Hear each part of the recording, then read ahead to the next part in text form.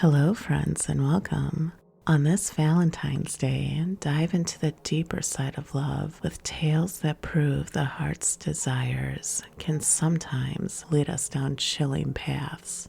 True crime meets passion in these real-life stories of love gone horribly wrong. John Hamilton, a 53-year-old prominent OBGYN in Oklahoma City, had a seemingly perfect marriage with his 55-year-old wife, Susan. After meeting in 1985, they soon married 2 years later. After their marriage, Susan began working at her husband's practice. John provided to be quite the romantic by the extravagant gifts he gave Susan. He gave Susan a Porsche on their wedding day. They lived in a beautiful house, had luxurious holidays, and took exotic vacations.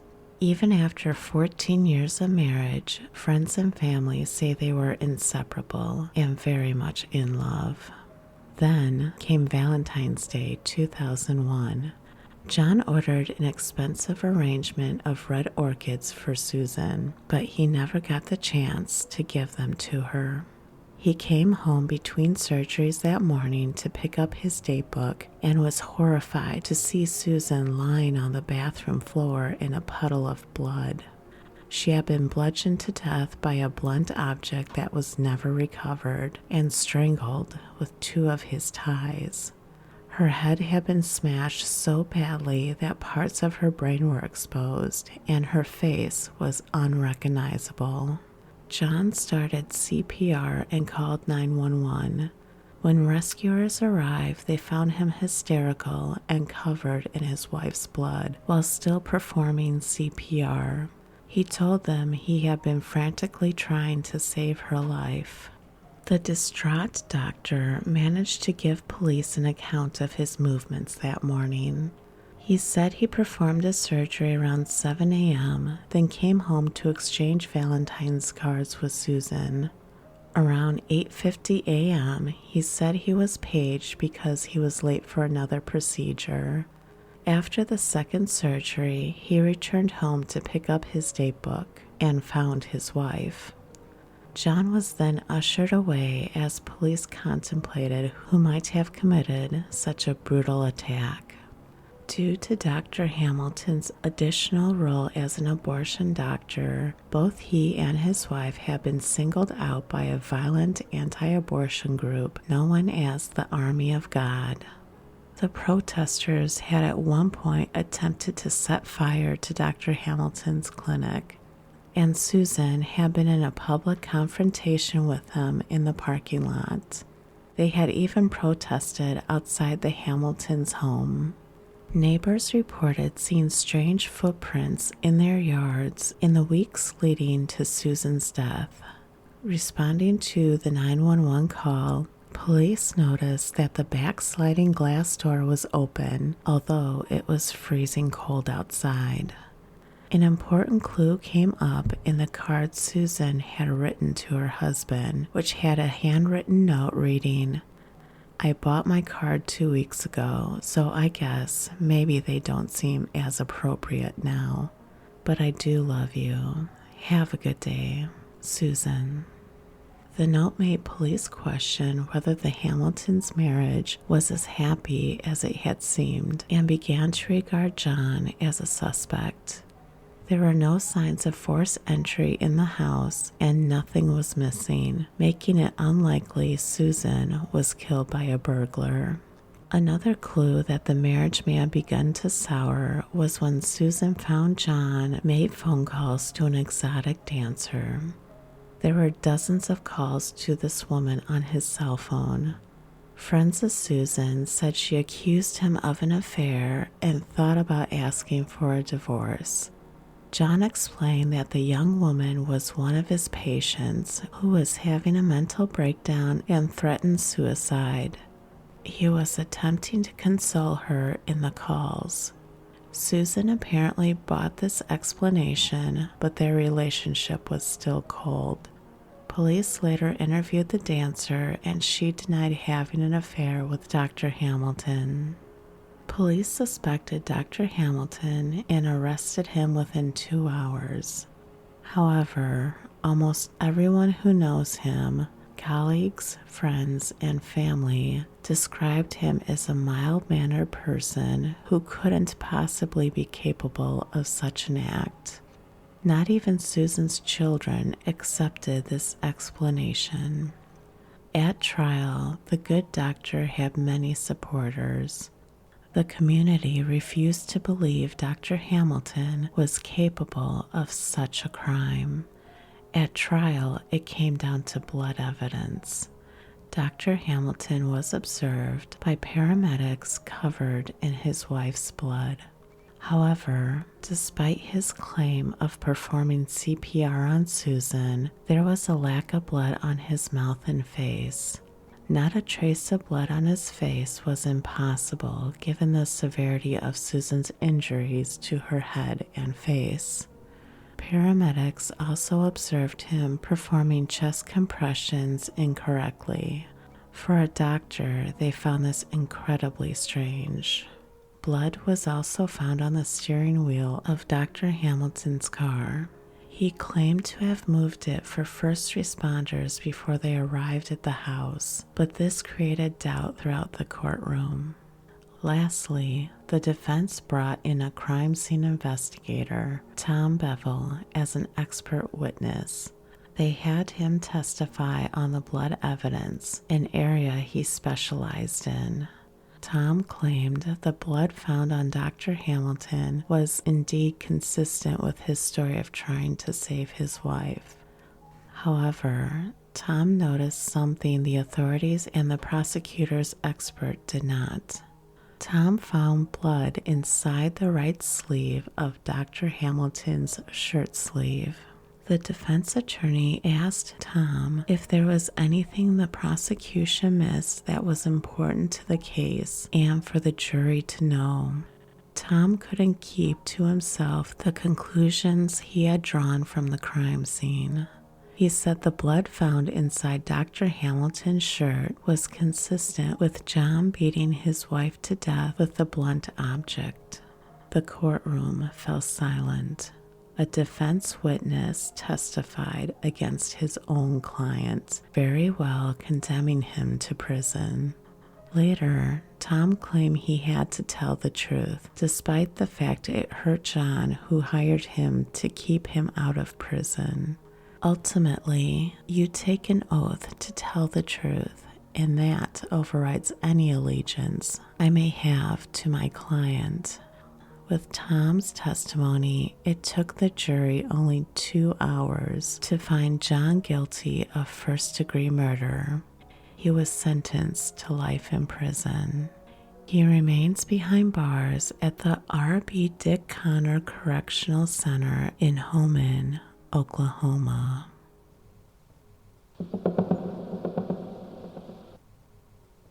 On February 14, 2010, 45-year-old Richard Schoeck cooked dinner for his wife's grandparents and made plans to meet his 38-year-old wife Stacey that night at Belton Bridge Park in northern Hall County, Georgia, to exchange Valentine's Day cards and gifts. Not only were they set to celebrate Valentine's Day, but their 3rd anniversary as well. Stacey called Richard to let him know she was running a little late from work but will meet him there. When she arrived at the arranged meeting place, she saw her husband's lifeless body lying on the ground with 5 gunshot wounds outside of his pickup truck. He was shot 3 times in the chest and twice in the face. She immediately called the police. The police showed up quickly, talked briefly to Stacey, and started their investigation. Richard was a Boy Scout leader, an avid hot air balloon pilot, loving husband and father, and overall a kind and compassionate person who was well liked by everyone. He was Stacey's 5th husband and adopted 2 of her 3 sons. His murder was a shock to his family and friends. The police quickly ruled out robbery since there was still cash in Richard's truck. He had his watch and a wedding ring still on, and the truck could have been stolen, but it was still idling when the police arrived at the scene. When questioned by police, Stacey openly admitted to an affair she had been having with a subordinate of hers for years. He became the prime suspect, but after his alibi checked out, Lieutenant Dan Franklin continued to review the evidence. A breakthrough came when Lieutenant Franklin gained access to the cell phone towers near the park around the time of the murder. 3 months after Richard's life was taken, 3 arrests were made. Richard's wife Stacey, her co-worker Lenitra Ross, and Lenitra's boyfriend and personal trainer Reggie Coleman, also known as Mr. Results, were arrested. Stacey talked about wanting her husband dead since her son said Richard was molesting him when she first attempted to hire someone fell through. She talked to her coworker Lenitra. Lenitra told her that her boyfriend Reggie is a hitman and has done things like that before to supplement his income. It was agreed that Stacey will pay $10,000 to Reggie and give him the Impala her grandparents were trying to sell, and give Lenitra the house Lenitra was currently living in without paying rent in return for the hit. Richard also had a $500,000 life insurance policy that was to be distributed to Stacey in the event of his death. Stacey was upset with Reggie since he agreed to make the hit look like a robbery but didn't take anything of value after killing Richard. When she realized this, she quickly brought up the affair at the crime scene to mislead the authorities into thinking her affair partner was behind it due to jealousy. However, Reggie called Lenitra after he murdered Richard, and 3 minutes later, Lenitra texted Stacey saying she'll be late to work tomorrow, and another text saying Happy Valentine's Day, which was code for she could go to the park now since Richard was dead.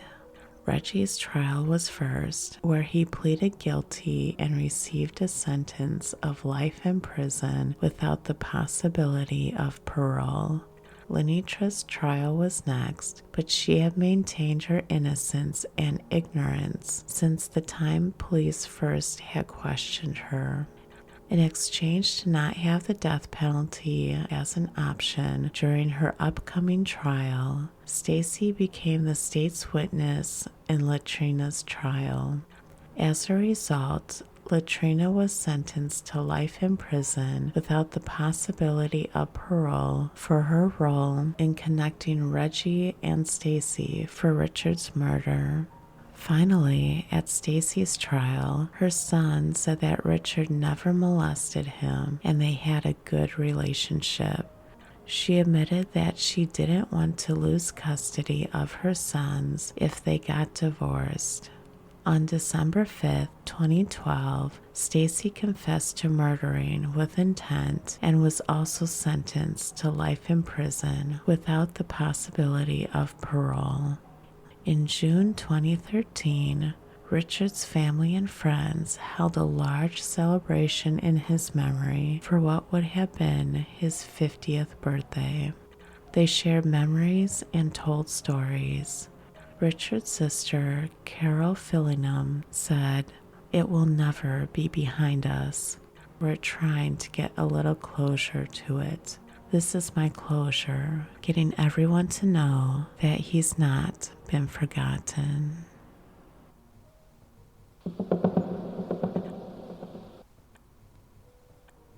39-year-old Denise Leuthold was gunned down on February 14, 2013, as she walked into the Peoria home her family shared with her parents. The mother of 3, who had just returned home after dropping off her youngest child at afternoon daycare, barely made it inside the door before she was shot once in the head. The shocking murder rocked the quiet Peoria, Illinois neighborhood where the Leuthold family lived. Nathan and Denise Leuthold were once childhood sweethearts. Although their strict religious background prevented them from dating in school, Nathan said he was smitten with his future wife as early as elementary school at Faith Baptist Christian School. I was in the 3rd grade and she was in 4th grade at the time, and I doubt she even knew I existed. But even then, I thought she was the cutest girl in school, he recalled. It was the bouncy curls and just the happy-go-lucky smile. By the time they reached high school, the pair were good friends and loved spending time together. When Denise graduated high school, she headed to college in Minnesota. Nathan soon followed, and the pair were quickly engaged. In July 1995, the couple got married and settled back down in their hometown, but Nathan felt a higher calling and soon convinced his new bride to leave behind her life in Illinois to become a missionary in Lithuania for a year. They returned home and welcomed 2 children, but the couple's work overseas wasn't done. They soon headed back to the northeastern European country. I think it was very hard for Denise to leave her family, to leave everything she'd known, and to go over to a strange country with a toddler and a baby. It was a traumatic experience for her. Her mother, Diane Newton, recalled, "She was supporting him. It wasn't really her calling. She was basically being a wife and a mother." Although she may have some reservations about the overseas missionary trips, Denise quickly immersed herself in the country, sharing her love for music with others. During their stints in Lithuania, the couple got close to many families, including the young teen Ina Dobalate. Ina, who shared Denise's love of music, often babysat the Leuthold's 3 young children. They trusted her 100%, and she became part of their family. By 2010, the family was back in the United States, and Nathan and Denise sponsored Ina as she started college in Florida. 3 years later, tragedy struck when Denise was found dead in her family home.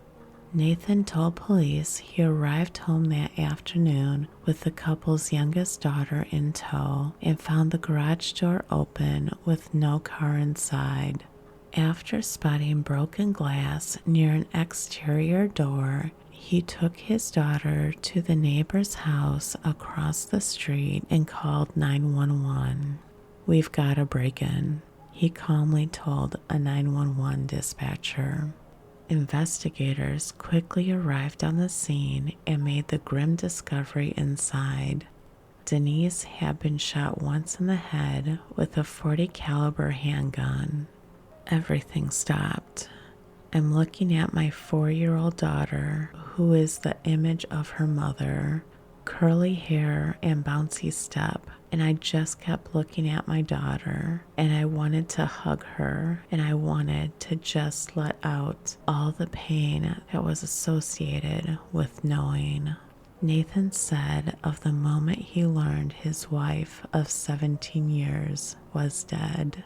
Initially, investigators believed Denise may have interrupted a burglary in process after learning that a laptop, digital camera, jewelry, and 2 guns, including a .40 caliber handgun, were all missing from the home. But after a closer examination, they came to believe Denise's death was not an average burglary. Denise was found lying on top of her car keys, yet someone had found a spare set of keys and drove her car to a nearby park where it was abandoned. The extra key was later found in a trash can at the park. Detective Sean Curry didn't believe a burglar would wait to find a separate set of keys after shooting someone. It also appeared the burglar had ransacked the kitchen, an unusual spot for a thief to waste time, and left behind valuable items inside the house.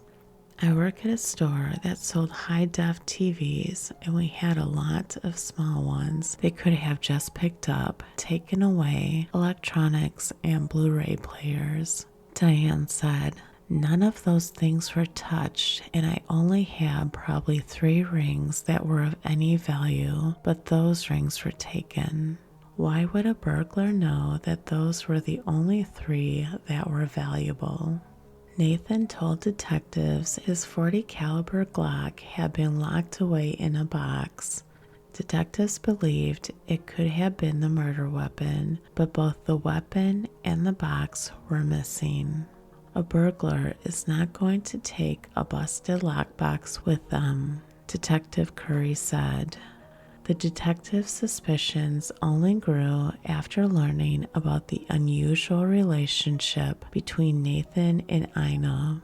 Although both insisted there is no sexual aspect to their relationship, investigators learned that Nathan often visited Ina in Florida, and she was asked to leave the school, according to school records, because of an inappropriate relationship the school believed she was having with her sponsor, including overnight stays at a hotel.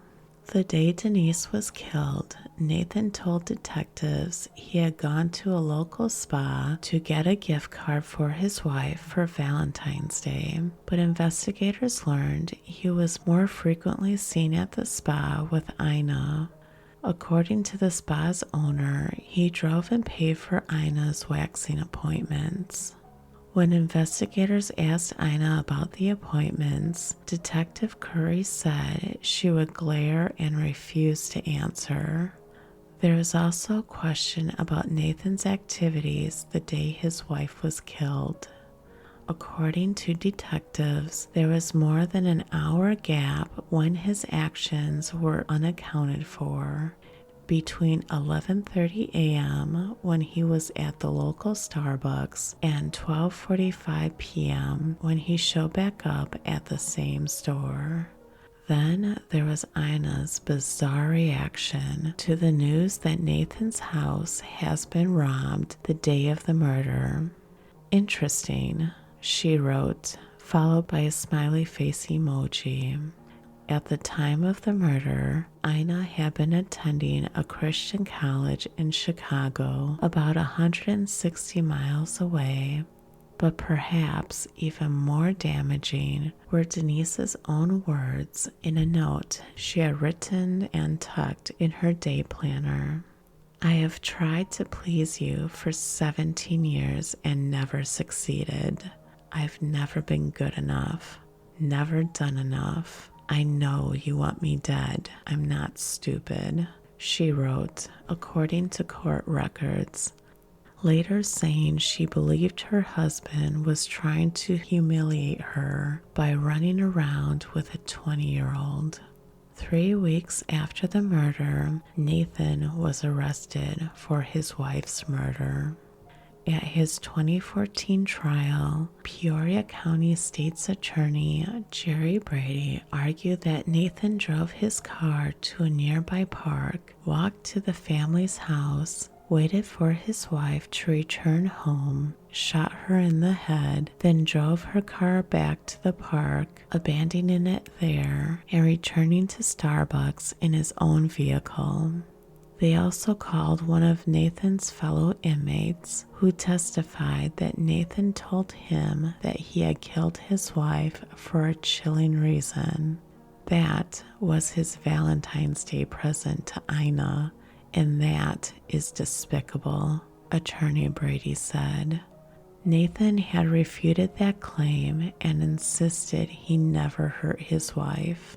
Both Nathan and Ina, who was given immunity and testified for the prosecution, have continued to insist there was no romantic aspect to their relationship.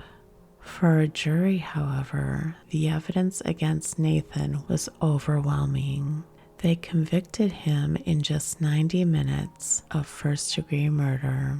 He was sentenced to 80 years in prison.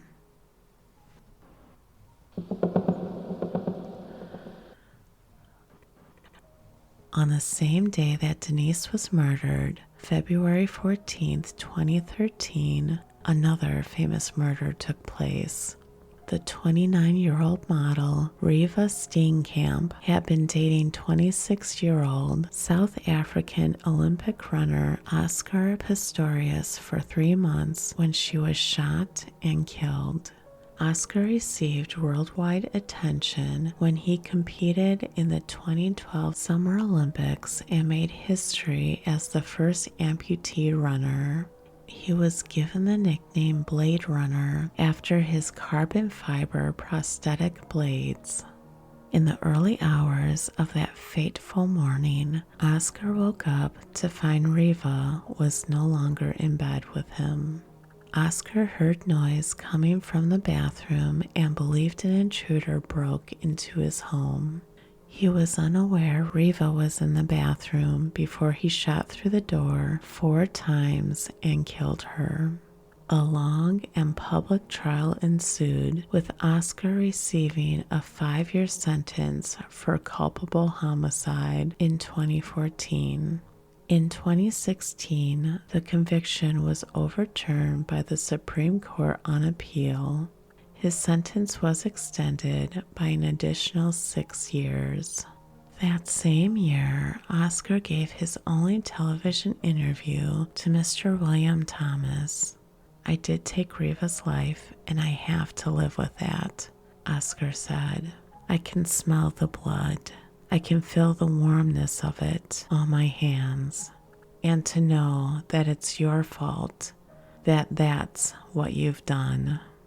Oscar was released on parole on January 5th, 2014, with conditions in place until his sentence expires on December 5th, 2029. Part of his parole conditions are not drinking alcohol or handling guns. He needs to stay out of nightclubs and live a reflective and reclusive life as much as possible. He is randomly visited by parole officers to ensure he is compliant with his parole conditions. 38-year-old Oscar is also undergoing anger management sessions to curb his violent behavior, which led to Riva's murder. He currently lives in his uncle's mansion, which is surrounded by 15-foot walls and is rarely seen in public. He volunteers at a local church where he sweeps floors and has launched a new charity. He keeps in contact with families close to his family and is dating 35-year-old business management consultant Rita Grayling, who looks like Riva's doppelganger. Her wealthy family lives close to Oscar, and both families have been friends for decades. Although the couple are keeping low profile, sources say Oscar wants to marry and have children with Rita. The relationship had been condemned by Riva's family, with her mother June previously saying she is concerned for the safety of any woman who comes in contact with him. Thank you, friends, for joining me today. If you enjoyed the stories in this episode, please like, subscribe, and hit the notification bell to be alerted to all future content. If you have a story you would like me to read, feel free to email me your submission for a chance to hear your story on a future episode. Thank you again, friends, for your love and support. I'm Avaria, and until next time, take care.